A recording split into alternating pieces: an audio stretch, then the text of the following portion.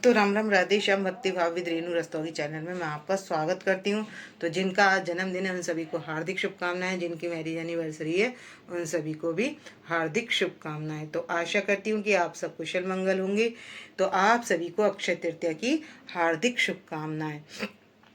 तो भक्तों, अक्षय तृतीया वाले दिन हमने सरल विधि से पूजा कैसे करनी है, तो आज की वीडियो यही रहने वाली है। तो आप अपनी राधा रानी का, जुगल जोड़ी का अच्छे से श्रृंगार करें और सभी को पीले वस्त्र पहनाएं। तो राधा रानी तैयार होकर पधार चुकी हैं और हमारे बिहारी जी भी तैयार हो चुके हैं। तो अगर आपके घर में बिहारी जी नहीं है और राधा रानी नहीं है, तो आप लक्ष्मी नारायण जी की कोई तस्वीर लेकर भी सरल विधि से पूजा कर सकते हैं। और जिनके यहाँ ये मतलब विग्रह रूप में विराजमान है तो वो विग्रह की पूजा करेंगे। तो चलते हैं और वीडियो शुरू करते हैं। तो इस दिन हम क्या करें, सबसे पहले सुबह साफ सफाई करने के बाद हम एक चौकी लगा लें। चौकी या मंदिर आपका बड़ा है तो आप मंदिर में भी विराजमान कर सकते हैं और वहाँ बिछा लेंगे पीला कपड़ा। इसलिए हमें अपने लड्डू गोपाल जी को और लक्ष्मी नारायण जी की पूजा कैसे करें, तो उनको हम सबसे पहले पीला कपड़ा बिछा लिया मैंने और अब पधार लूँगी मैं लक्ष्मी नारायण भगवान जी को। तो आपके पास जो भी मूर्ति हो या इस तरीके का फ़ोटो हो तो आप फ़ोटो से कैसे पूजा करें। तो अगर आपके पास कोई मूर्ति नहीं है तो आप क्या करें, सरल विधि से पूजा कर सकते हैं अपने लक्ष्मी नारायण भगवान जी की। वैसे तो लड्डू गोपाल जी सभी के यहाँ होते हैं। तो भक्तों, इस दिन लड्डू गोपाल जी की चंदन से की जाती है सेवा। तो और यहाँ पर हमने एक कलश जरूर रख लेना है।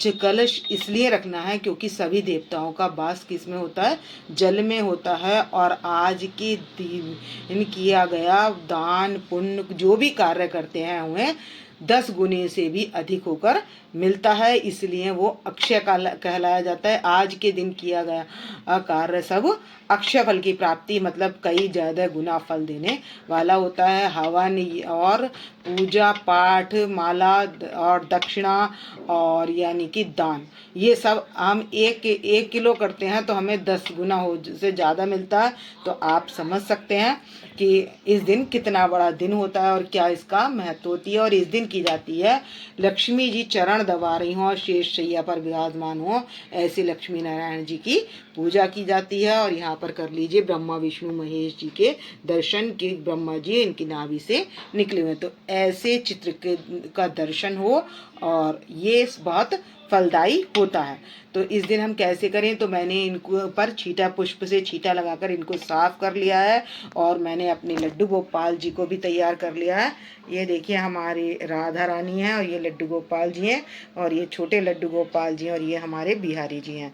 तो मैं यहाँ पर बिहारी जी को विराजमान करूँगी और मैं इनके स्नान की वीडियो नहीं दिखाऊंगी। तो अगर जैसे आपके पास, जिनके पास यदि छवि है लक्ष्मी नारायण भगवान की, तो क्या करें, उनको पंचामृत से स्नान कराएं और अपने लड्डू गोपाल जी को भी पंचामृत से स्नान कराएं। तो हमने अपने कान्हा जी को, लड्डू गोपाल जी को, सभी को करा लिया है पंचामृत से स्नान और उनको यहाँ हम पधार देंगे।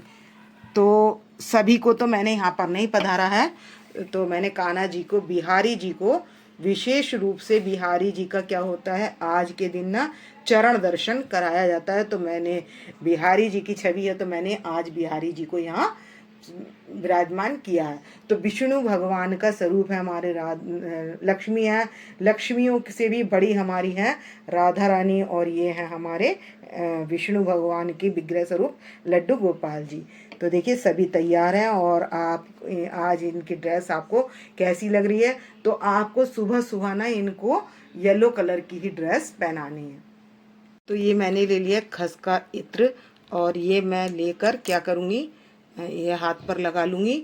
और जो हमारे ये लक्ष्मी नारायण जी हैं तो इनकी भी हम हल्के हल्के हाथ से इस तरीके से इत्र से कर देंगे मसाज।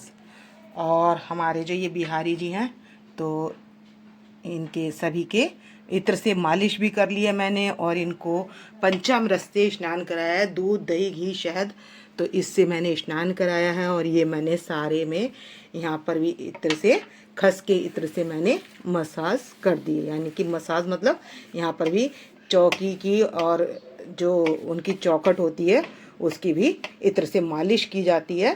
तो मिट्टी का पात्र ले लें या तांबे का ले लें, जो भी आप लेना चाहें वो ले लें। मिट्टी ज़्यादा शुभ मानी जाती है। इस पर बना लेंगे हम सतिया बनाकर हम कर लेंगे कलश की स्थापना। तो कलश की स्थापना से पहले क्या करेंगे, हम यहाँ पर नीचे चावल बिछाएंगे। तो चावल हमें टुकड़ा नहीं लेना है, हमने पूरा चावल लेना है और उस पर हमने कलश रख देना है। चाहे आपका मिट्टी का हो या तांबे का हो, कोई भी लें, पीतल का, किसी भी धातु का ले सकते हैं। और अभी इसमें लगाऊंगी मैं 5 पत्ते अशोक के पत्ते, पल्लव ले लिए हैं और इसमें जल डाल लिया है कलश में और पुष्प डाल दिया है, सिक्का डाल लिया है और हम पत्र लगा देंगे। ये बनाकर हमने ये 5 पल्लव लगा लिए हैं और इस पर मैं चावल रख दूंगी। और चावल रखने के बाद इस पर मैं खरबूजा भी रख सकते हैं आप और आम भी रख सकते हैं। देकर मैंने गणेश जी को भी विराजमान कर लिया है। तो अब कर लेंगे हम सरल विधि से पूजा। तो अब क्या करूँगी, मैं सबसे पहले इनको जनेऊ अर्पित कर दूँगी और उसके बाद टीका।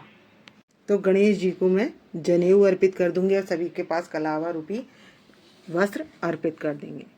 लक्ष्मी माता के पास, विष्णु भगवान जी के पास और लक्ष्मी गणेश जी के सभी के पास हम ये वस्त्र अर्पित कर देंगे। और अब लगा लेंगे चंदन से टीका। तो जो विष्णु भगवान है उनके चंदन से टीका लगाएंगे। लौंग का जोड़ा, सुपारी और पुष्प और 1 का सिक्का और चावल डालकर हमने कलश की स्थापना कर दी और कलावा बांध दिया और कलश का पूजन कर चुके हम सतिया बनाकर। और अब हम यहाँ पर विष्णु भगवान जी के लगा लेंगे चंदन से टीका। और यहाँ पर हमारे तो आज ही से क्या होती है, अक्षय तृतीया से ही चंदन सेवा शुरू हो जाती है। तो आप अपने लड्डू गोपाल जी के चंदन से टीका लगाएं, चंदन का। और डेली आपको चंदन का टीका भी लगाना है, कपोल पर भी लगा सकते हैं और इनके चरणों पर भी। तो सबसे पहले चरणों पर लगाना है और चरणों में ही चंदन का लड्डू बनाकर अक्षय तृतीया वाले दिन रखा जाता है और ये प्रसादी बनता है। और इनको पायल भी आज ही के दिन धारण कराई जाती है।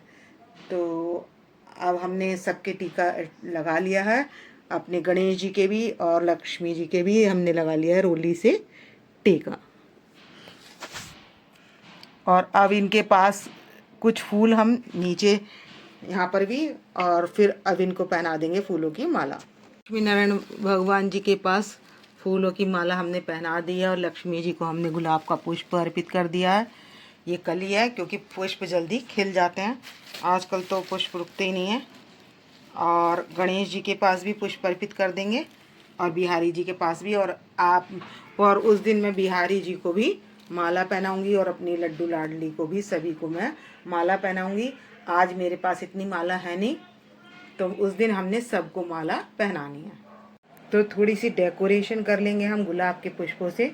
ये मैंने पूरे में डेकोरेशन कर ली है। तो हमारे ये राधा रानी और लड्डू गोपाल जी जिनको पीले वस्त्र पहना है, तो भक्तों हमने सुबह पीले वस्त्र पहनाने और उसके बाद हमने चंदन, जैसे कि चंदन पूरे शरीर पर लगाकर अपने लड्डू गोपाल जी को पधार लेना है। तो उस दिन देनी है हमें अक्षय तृतीया वाले दिन चंदन सेवा और इस तरीके से हम उनको कर लेंगे विराजमान। और अब कर लेंगे आरती। तो आरती की भी मैंने थाली जोत बना ली है और तैयारी कर रही हूँ मैं आरती की। और भोग में ले लिया है हमने, एक तो ले लेनी है खीर, माखन, मिश्री और चने। तो ये जो चने होते हैं भुने हुए चने, एक पैकेट आता है इस तरीके से, ये पैकेट है जैसे कि। तो इसमें ऐसे सादा चने भी आते हैं, जो भुने हुए चने आते हैं। तो इसको हम क्या करेंगे, मिक्सी में पीस लेंगे और उससे बना लेंगे सत्तू। तो चने का सत्तू बिहारी जी को विशेष रूप से भोग लगाया जाता है। तो अक्षय तृतीया वाले दिन सत्तू का भोग लगाया जाता है। तो इसके सत्तू के लड्डू भी बनते हैं, तो लड्डू भी बना सकते हैं। और इस सत्तू को आप जो ये आटा हो, इसका जो बेसन सा बन जाएगा ना, उसके हम आटे के परांठा वगैरह भी बना सकते हैं। और नहीं तो हम बेसन डाल के आटे में परांठा भी बना सकते हैं। तो भोग में इस तरीके से हम चने का सेवन किस तरीके से कर सकते हैं। तो जो पिलाने के रूप में, वो सत्तू के रूप में प्रयोग किया जाता है, और मान्यता है कि वो आज के दिन पीने से बहुत ज़्यादा शक्ति प्रदान करता है। वैसे तो ये शक्तिवर्धक होता ही है, लेकिन विशेष फल जो है वो आज के दिन ही मिलता है। और लगा देंगे रसीलो चीज का भोग, तो हम खरबूजे का भोग लगा देंगे, आम का भोग लगा देंगे, और खीरे का भोग लगा देंगे। तो जितनी भी चीज़ें हैं, तो हम रसीली चीज़ें ही दान कर सकते हैं, और रसीली चीज़ें ही हम भोग लगा सकते हैं। तो इस तरीके से अब भोग हमारा तैयार हो चुका है, और अब हम आरती की तैयारी कर लेंगे। तुलसी पत्र, और एक तुलसी पत्र हम अपने बिहारी जी के पास रख देंगे।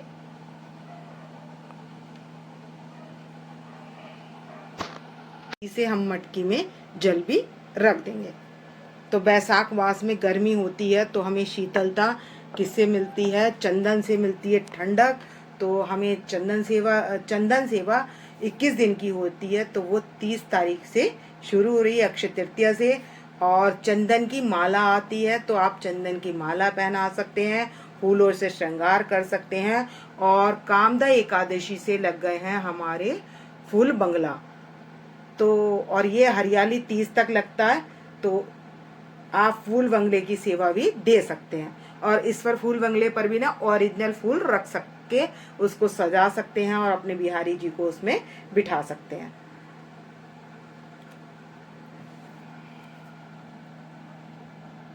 तो अब हम जला लेंगे जोत और कर लेंगे आरती।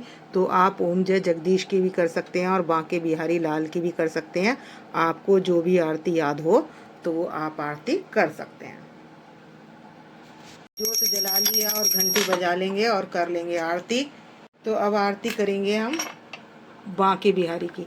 बांके बिहारी तेरी आरती गाऊं, हे गिरधर तेरी आरती गाऊं, आरती गाऊं, प्यारे तुमको मनाऊं, हरि चरणों में शीश झुकाऊं, मैं बांके बिहारी तेरी आरती गाऊं, ए गिरधर तेरी आरती गाऊं, आरती गाऊं, प्यारे तुमको मनाऊं, हरे तुम हो मेरे मोहन जीवन धन हो, देख युगल छवि वल वल जाऊं, मैं बांके बिहारी तेरी आरती गाऊं, हे गिरधर तेरी। जल लेकर जोत ठंडी कर देंगे, 3 बार घुमाकर अपने देवी